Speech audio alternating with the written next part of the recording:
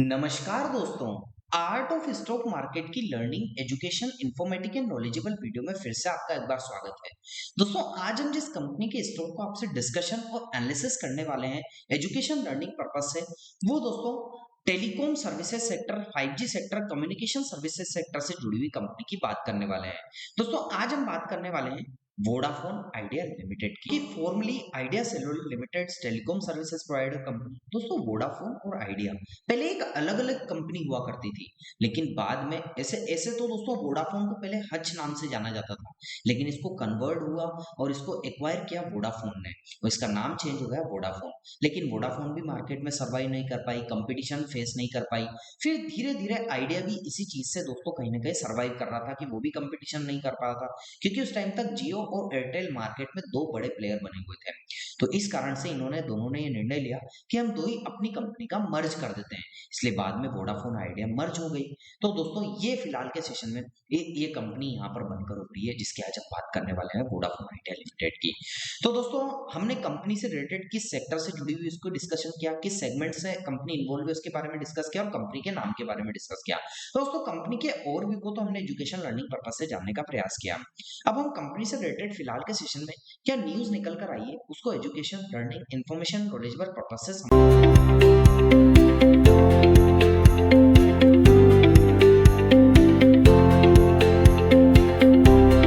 दोस्तों, कंपनी से related news को डिस्कशन और एनालिसिस एजुकेशन लर्निंग पर्पस से करने से पहले अपने दर्शकों और अपने व्यूअर्स को एक बात से अवगत करा देना चाहता हूँ।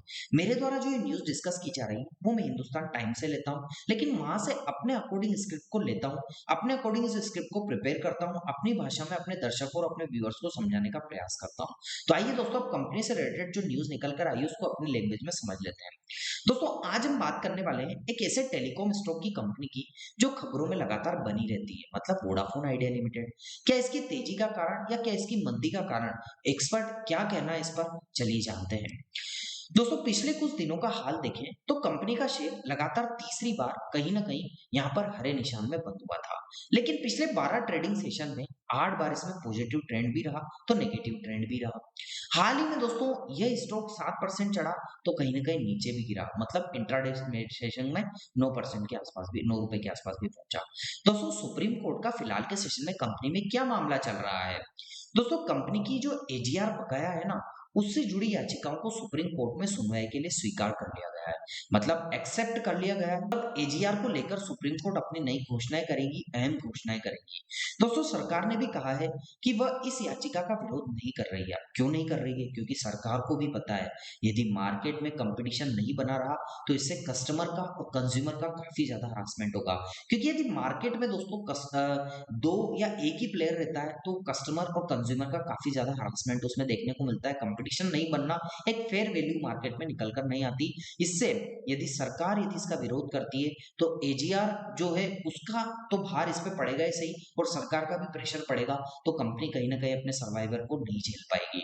इसीलिए दोस्तों कंपनी इसका विरोध नहीं कर रही है और मार्केट में कंपटीशन बना रहा है, इसलिए सरकार भी कहीं ना कहीं बैक चैनल से कहीं ना कहीं इसको थोड़ा बहुत सपोर्ट प्रयास करने का प्रयास कर रही है कि किसी तरह से इनको रिलैक्सेशन मिल जाए, किसी तरह से मार्केट में कंपटीशन बना रहे। अब आगे आने वाले टाइम में किस हिसाब से क्या सरकार इसको सपोर्ट करती है या नहीं करती है वो देखा जाएगा। क्या सुप्रीम कोर्ट में फैसला है, घोषणाएं होती है, वो भी देखा जाएगा। लेकिन अब केस फिर 26 सितंबर को सुना जाएगा, मतलब आज 1 या 2 दिन पहले इस केस को सुना गया। लेकिन वापस से दोस्तों अभी कहीं न कहीं आगे की डेट इसमें दे दी गई है, ऐसी न्यूज़ निकल कर आई है कि इसको 6 अक्टूबर की नई सुनवाई की डेट दे दी गई है। दोस्तों, सरकार की हिस्सेदारी की बात करें तो कंपनी को कर्ज का एक नया हिस्सा इक्विटी में बदल दिया गया है।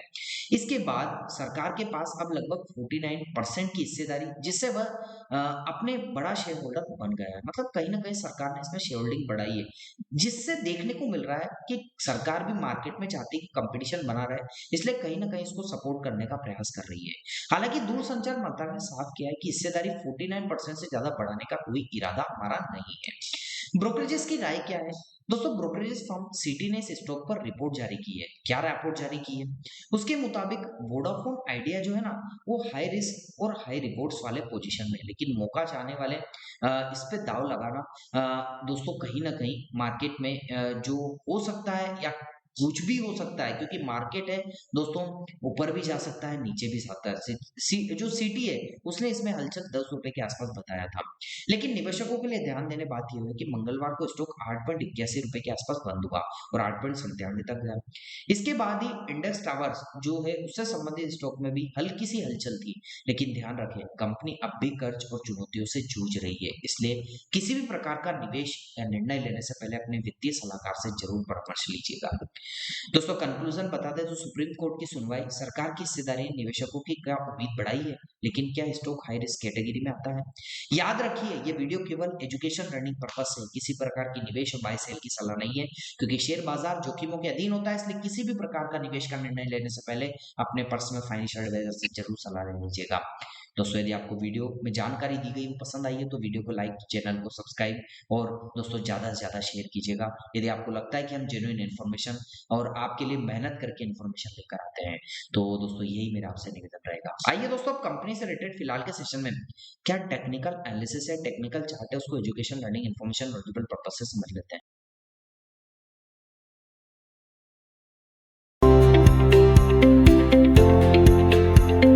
तो मैं कंपनी से रिलेटेड टेक्निकल एनालिसिस को डिस्कशन करने के लिए मंथली चार्ट पर आ चुका हूं। जैसा कि आपको देखने को मिलेगा कि इसका जो स्टॉक है ये दो पैरेलल लाइन के बिटवीन में फिलहाल के सेशन में ट्रेड होते हुए देखने को मिल रहा है, जहां पर नीचे की साइड इसने सपोर्ट लिया है, जैसे कि फर्स्ट टाइम यहाँ सपोर्ट लिया, एक इंपल्सिव आई, सेकंड टाइम सपोर्ट लिया, एक इंपल्सिव आई, थर्ड टाइम सपोर्ट लिया, एक इंपल्सिव आई, फोर्थ टाइम के आसपास कंसोलिडेट कर रहा है। तो दोस्तों नीचे की साइड एजुकेशन लर्निंग पर्पज से इसके लिए सपोर्ट ट्रेड हो जाती है। और ऊपर की साइड की बात करें तो जैसा कि first time resistance rejection, second time resistance rejection, third time resistance rejection, fourth time resistance rejection, तो दोस्तों 4 बार रेजिस्टेंस लिया है। तो ये रेजिस्टेंस ट्रेंड लाइन इसके लिए education learning information knowledgeable purpose से ऊपर की साइड हो जाती है। और मार्केट भी इंपल्सिव और करेक्टिव वेव के पैटर्न में काम करता है। एक इंपल्सिव आती है तो एक करेक्टिव वेव भी आती है, एक इंपल्सिव आती है तो एक करेक्टिव वेव भी आती है। उसी प्रकार से मार्केट में कैंडलस्टिक और प्राइस भी काम करता है। अब प्राइस 8.02 रुपए के आसपास क्लोज हुआ है। अब प्राइस में यदि मोमेंटम ऊपर या नीचे कहीं ना कहीं तो ऊपर जाता है तो फर्स्ट रेजिस्टेंस 11.60 का, इसको ब्रेक करता है तो 16.85 का सेकंड रेजिस्टेंस आपको ऊपर की साइड एजुकेशन लर्निंग पर्पस से हो सकता है। लेकिन प्राइस नीचे जाता है तो फर्स्ट सपोर्ट 6.12 को ब्रेक करेगा और सेकंड सपोर्ट 2.65 रुपए के आसपास का आपको नीचे की साइड का second support education learning purpose से देखने को मिलेगा। तो सपोर्ट रेजिस्टेंस कैंडलस्टिक के बिहेवियर, प्राइस को और किस हिसाब से इंपल्सिव करेक्टिव व्यू के पैटर्न में मार्केट काम करता है, रेजिस्टेंस सपोर्ट सबको डिस्कस किया, एनालिसिस किया एजुकेशन लर्निंग पर्पस से। टेक्निकल्स की बात करें तो 9 डे का एक्सपोनेंशियल मूव्स के अभी प्राइस नीचे ही देखने को मिल रहा है फिलहाल के सेशन में।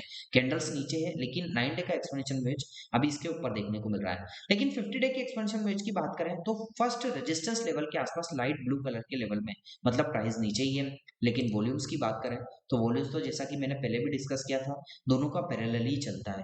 थोड़ा बायर्स का आता है तो थोड़ा सेलर्स का आता है, कभी सेलर्स ज्यादा होते हैं तो कभी बायर्स ज्यादा होते हैं। दोनों पैरेलली कंपटीशन वाली पोजीशन में देखने को मिलते हैं, तो यहाँ भी नजर बनाकर रखिएगा। तो दोस्तों कैसा लगा आपको मेरा ये न्यूज, टेक्निकल और कंपनी से रिलेटेड ओवरव्यू का education learning information knowledgeable video? दोस्तों आपको अच्छा लगा हो तो आप चैनल को जरूर सब्सक्राइब कीजिएगा, लाइक कीजिएगा, शेयर कीजिएगा। और आपको लगता है कि हमारे द्वारा बनाई गई वीडियो में कुछ भी कमी है, कुछ इंप्रूवमेंट की आवश्यकता है, तो दोस्तों हमें सजेस्ट कीजिएगा कमेंट सेक्शन में।